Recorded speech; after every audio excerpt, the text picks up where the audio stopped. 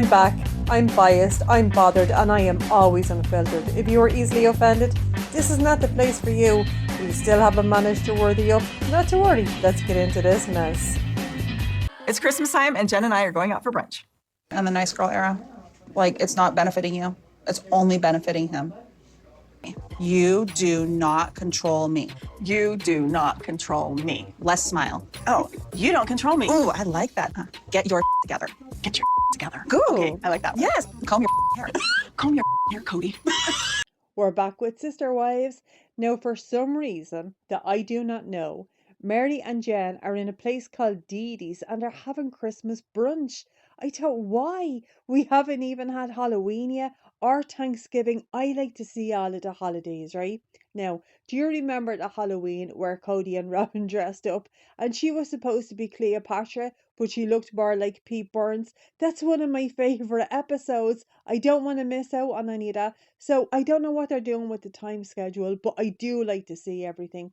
Anyway, while we're talking with Jen and Mary, right, we find out that Logan actually contacted Mary to find out the recipe for candy cane. I thought, I don't believe that. I don't believe Logan wants that, but I think that's just his way of, like, keeping in touch with the family. Now, talking of Father Logan, right? He has been commenting on Instagram, like under Kody stuff. Don't be bullying this guy. The things that people say is just wild, right? Just pretend that he didn't comment or just heart it or something. But don't be being nasty like the Father Logan. Jeepers, he's an angel walking around this earth. Anyway, we find out that at this stage, right, this property still has not been divided. Now, Mary says something that really bothered me, right? Because Mary says that she doesn't understand why Christine signed over the property to only to Kody. I thought, well, why are you saying that now, Mary? It happened years ago. And by the way, you were being a bit of a bitch to the woman, when she was getting divorced. Like, perhaps you should have, like, voiced your concerns back then. So we get this back and forth between Mary and Jen, right? So Jen is going to give Mary some lessons on how to be a bitch, basically. Now, this did have the potential to be very good. It was practiced way too much, but I did really appreciate it, okay? Because Jen is saying to Mary, right? Mary, or sorry, Kody, you don't control me. And then Mary has to repeat it back, right? And then she says, Kody, brush your hair, which I did actually really enjoy. And then Jen is saying, right, give me my money. So Mary has to repeat all of this. So Jen, I will say, right, this woman is a great friend. She also really does love the cameras. I hope she's getting paid. I really do, because she is carrying the Mary storyline at the moment. Anyway, we're in North Carolina. Now, Maddie's family, McKelty's family, and Peyton is there, right? And Savannah is also there. And we find out that Christine, David, and a teenage Truly are coming up for Christmas. Now, David, Truly, and Christine, they're getting out of the car, right? And they're going into Maddie's house. And there's this ball on the ground. Now, Christine is telling David that it's a cannonball from the Civil War. Now, I already know that this is not from the American Civil War, right? But apparently the others don't, because Caleb told him that it is a cannonball. Now, David is saying, no, it's not. But they want to believe Caleb, okay? And David is saying, I bet you it's not. So he's going into this man's house. But all of these kids are there, right? There's a whole load of kids there. And David is saying to Caleb, or David is saying to everybody, right, like about the cannonball. And Maddie is saying, yeah, like it is a cannonball. And then Caleb has to say, it's not a real cannonball. I would be so pissed at David for this. Also, I would have just doubled down if I had been Caleb, because all of these kids think that it's an actual cannonball, but it's not. And apparently it came from some kind of mine. But I thought, for God's sake, David. Anyway, Christine is telling us that the OG family always celebrated Christmas together, right?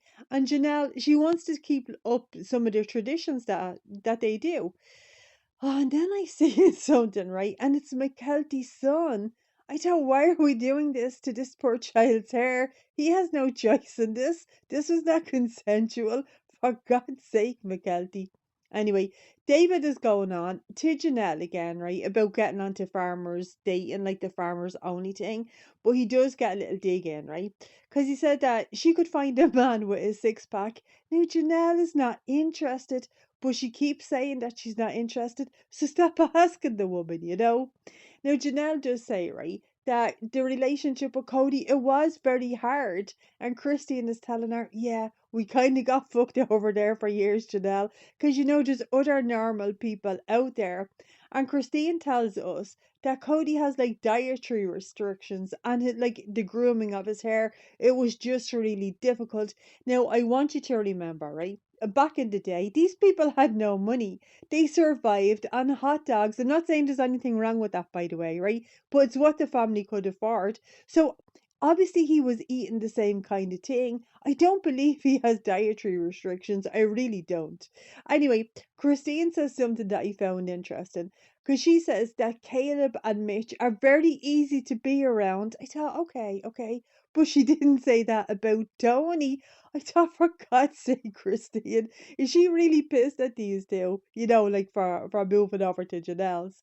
So anyway, we find out. Now we have found this out before, right? Janelle really likes a guy called Javier Bardem, right? That's the guy from No Country for Old Man. Excellent movie, by the way. He plays a fantastic psycho. He really does. Do you know who else does? You know that guy, Benicio del Toro?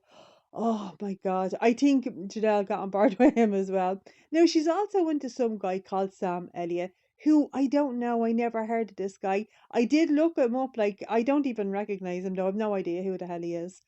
Now, Janelle says, right, that she did actually like those guys, like, you know, Javier Bardem and Sam Elliott, right? But unfortunately, yeah, she ended up with Kody Brown. So while we're talking, right, we find out that David, he was on all the dating sites. This guy, right, this guy, he just wanted to meet a soulmate. He wanted to get married and settle down. I think that's when you know somebody is really interested in a long-term relationship. Like, you know, he just wanted to find his person, you know. Oh, anyway, we're now on Flagstaff in the new mansion. Sorry, the new bigger mansion, right? Now, Cody and Robin are in a garage, which I can only describe as a warehouse, right? It's like a warehouse full of crap. What the hell is in all of these boxes and the black plastic bags? What's in there? Oh my, there's so much stuff. Anyway, Robin is lying, right? And she's saying that there's so much stuff because Cody had loads of wives. But as he was leaving, like the wives gave him back like all the stuff, and I thought that's grand. That's grand, right? But that's not what's in these boxes. I know it's not. These people, right? They just love crap. They just love to buy loads of shit. But then we did get some footage of Cody running, like through, you know, through the cul-de-sac. Oh God, I love that. I do. It brings me so much joy. Now, Mary is basically calling Robin a liar here, right? Because she said, well, Cody moved all of his stuff out of my house like years ago, okay? Years and years ago. But Cody is saying to Robin that he thinks he might keep some of this shite for his grandchildren.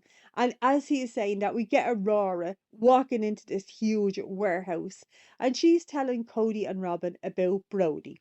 Now, because she's after walking in like during this conversation, Cody says there's no pressure about grandkids because they have got other children. I thought, Cody, you have loads of other children and they have grandchildren and none of them want anything to do with you. And Maddie has said, right, that she has no intentions of letting this man see her kids. I don't blame her. I don't. The guy's a psycho. Anyway, Aurora is telling Cody and Robin that Brody asked her to be his girlfriend and she said yes. Now I want to like to remind you all, right? This woman is in her 20s. Yeah, you did hear that correctly, right? So I'm pretty sure that when Robin was that age, she was married with at least a couple of kids, you know? But here's Aurora and she's acting maybe like 5, 6 years old. And I don't know what Robin is doing, right? But she looks like she's about 85 or 86 years old. Just because of the way she holds herself, the way she's dressed, and the way she's scowling. This woman needs to learn how to smile. So now we're in Parawan with Jen and Mary. Now these are heading off to New York City, but we don't find out why, and I want to know. I just love to know all the details.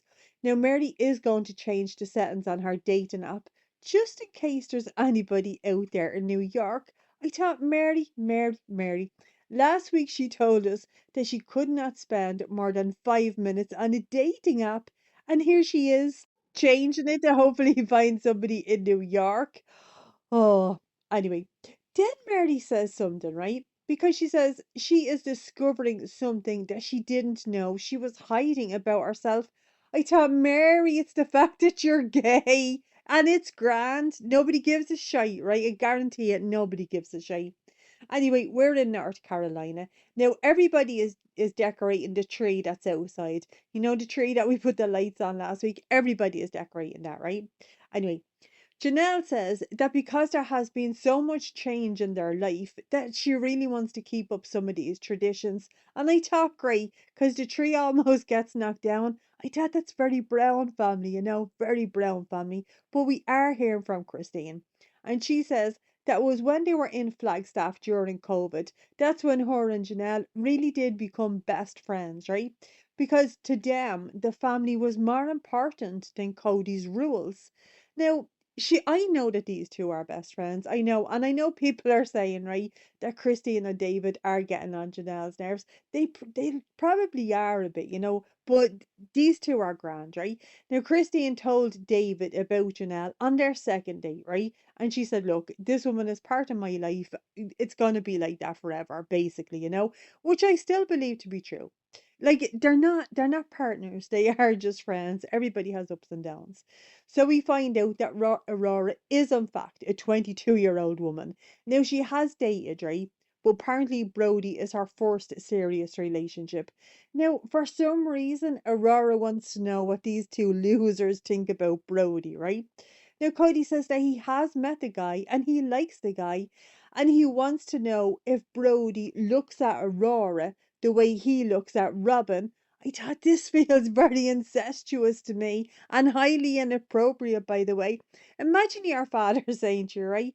Oh, hey, girls. Now, you know the way I look at your mother just before I bang her? Yeah, when you get yourself a boyfriend, make sure he gives you the look that I'm giving your mother. Nobody says stuff like that, nobody.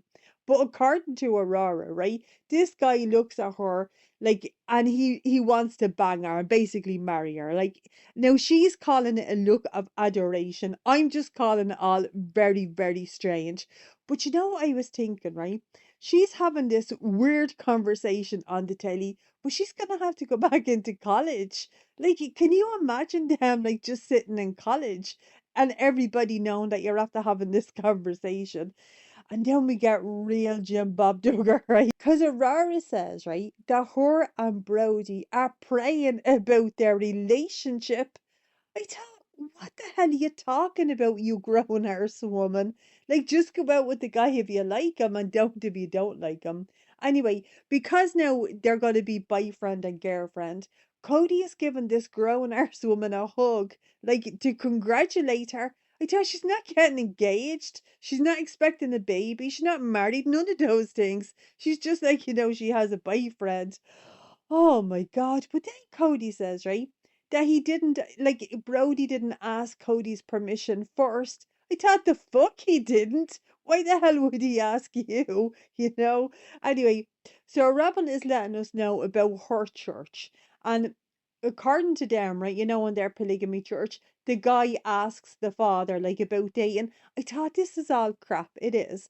I've seen that Duggar family, right? Now, they definitely don't do any of the polygamy, right? But they have to ask the parents, like, can I go out with the daughter? So it's not just Robin and her fucking special church, loads of religious people are like that. Now, Aurora, who is wearing last week's jeans, right, has told Robin that she's not interested in polygamy. I thought, too bad. Give this guy Brianna as well. I'm telling you, they're guaranteed to get a spin off. Now, apparently, right, Aurora specifically said to Kody, "You're my Zeddy. Look after me when I'm dating." I thought these people are so weird. But according to Kody, right, he said, "Yeah, I will do that. Hell yeah, you don't need to ask me twice. I look after you, Aurora." Anyway, apparently, right, Aurora wants Zaddy to kind of look after her when she's doing all her going out with fellas. But if you think about this realistically, right, Robin has gone through a divorce. Kody has gone through 3 divorces. So, like, they're not the best people to be asking for relationship advice, you know? They're really not. I'm looking at the amount of shite in this garage. This would be overwhelming to me. I can't stand crap, okay? I really can't. It makes me incredibly uncomfortable. But I do want to see what the hell is in these boxes. I want to see the dolls. I want to see how they're packed up, you know?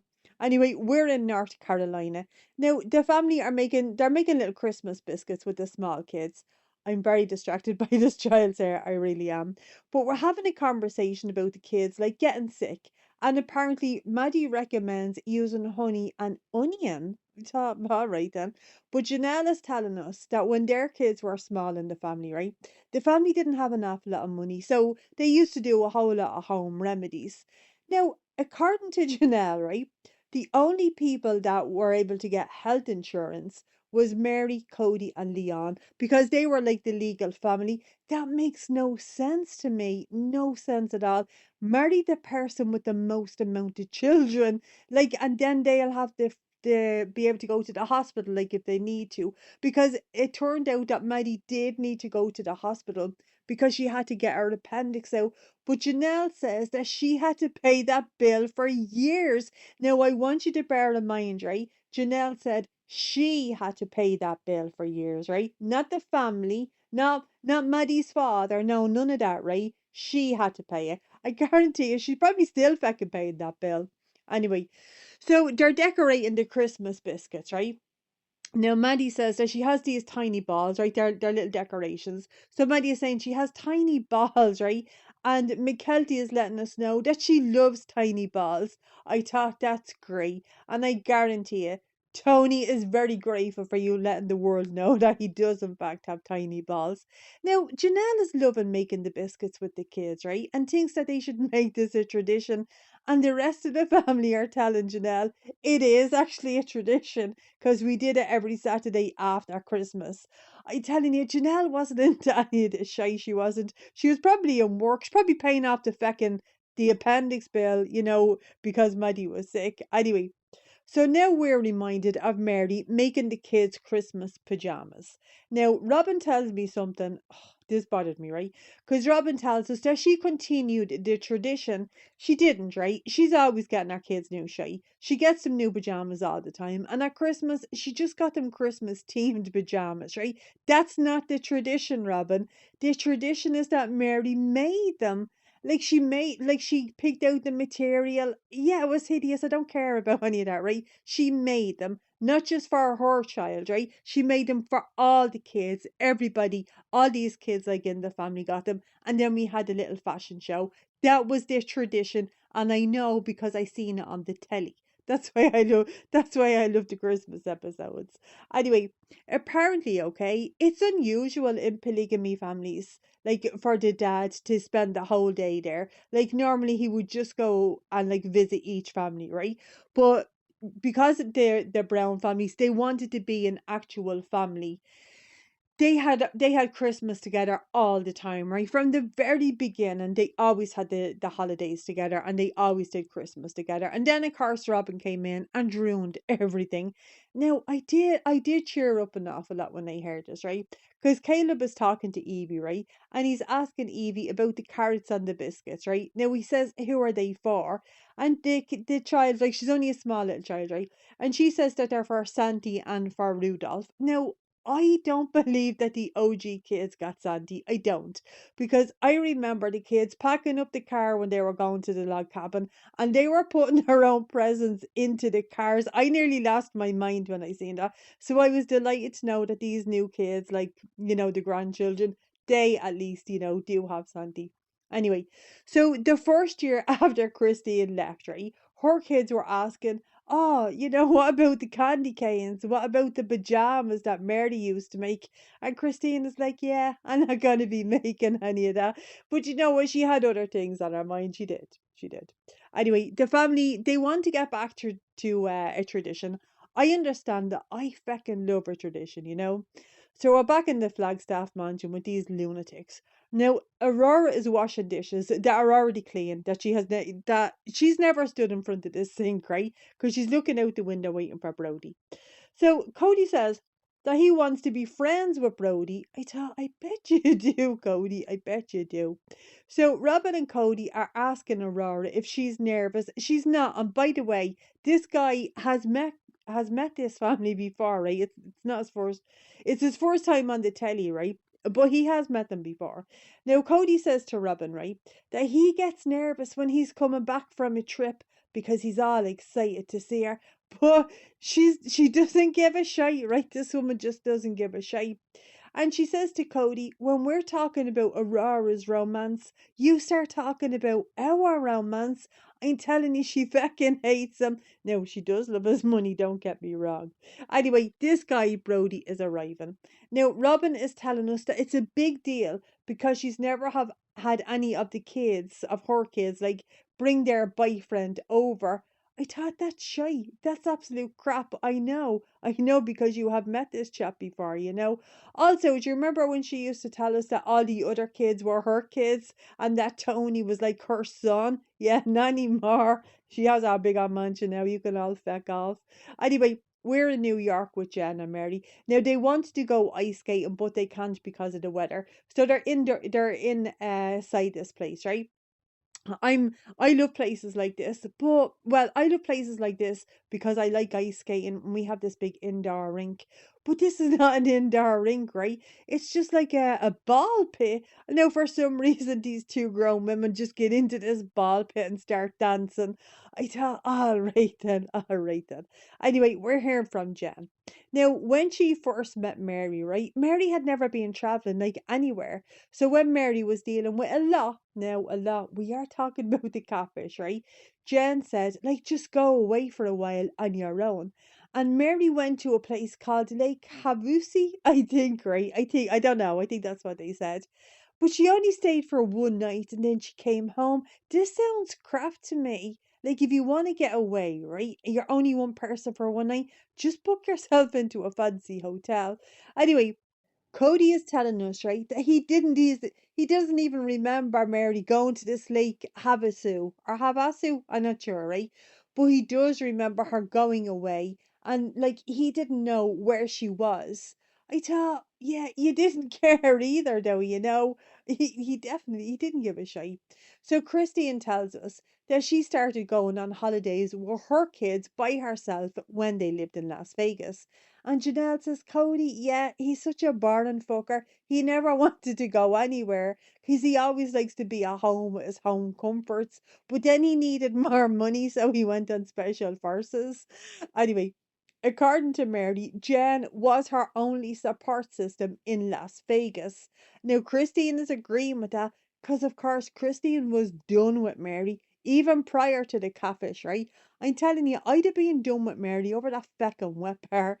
So we're in Flagstaff. Now, Brody is here with a very unfortunate cowboy hat, right? Now, Aurora is running out of the door, right? She's just like a big dark, right? And Robin is waddling behind her like an even bigger dark. So these people are going to decorate a tree with Brody.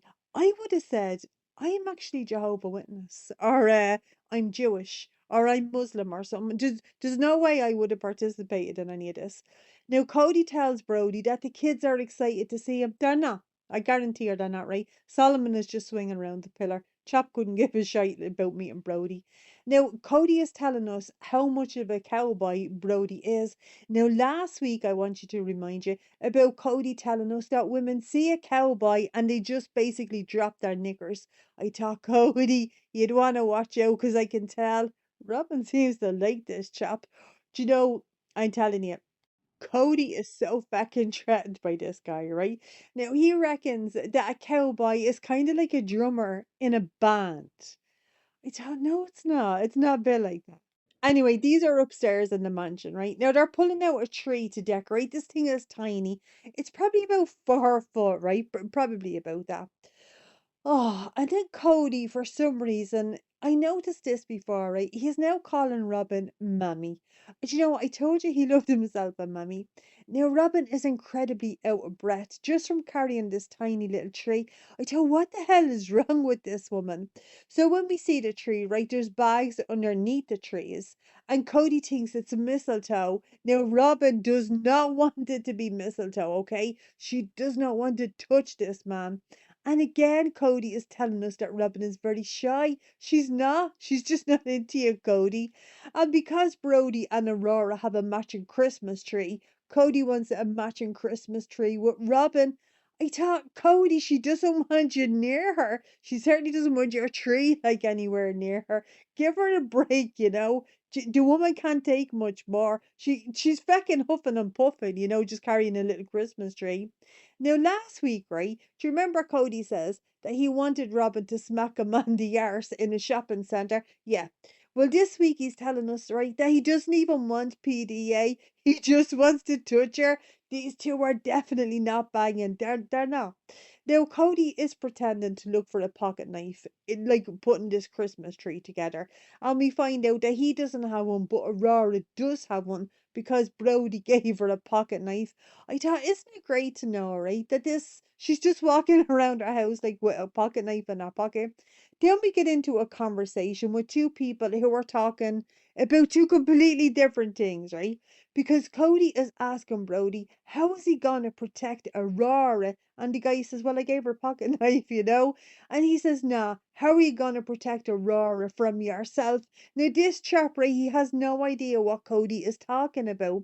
Now, if I'm Brody in this situation and Kody says to me, how are you going to protect Aurora from you? I'd have said, well, I always carry condoms, you know, that's where my mind would have went. But this guy's mind is going to like, you know, physical protection. But then I was thinking, right? If these two are together, Aurora and Brody, and she's protecting herself, you know, if she's protecting herself from him and he gets a boner, is she going to say, like, oh, hang on, Brody, I get out me pocket knife, lean up off me for a minute, because it's in me back pocket. Oh, yeah, now I have me pocket. No, hold that boner there, hang on a sec. I find the little knife. This is crazy. Just get her some fucking pepper spray or something, you know? Oh, anyway, Brody and Aurora and the cowboy hat, we're finding out like they have to remain chaste. And Kody is telling us that he doesn't want his kids fooling around, right? He doesn't want them banging. Now, if Brody kisses Aurora, it means that he's kissing somebody else's wife until they're married.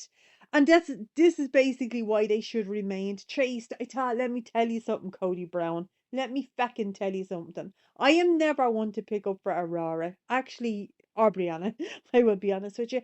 But you know what? Aurora can do whatever the hell she wants to do with her body. She can pop her cherry.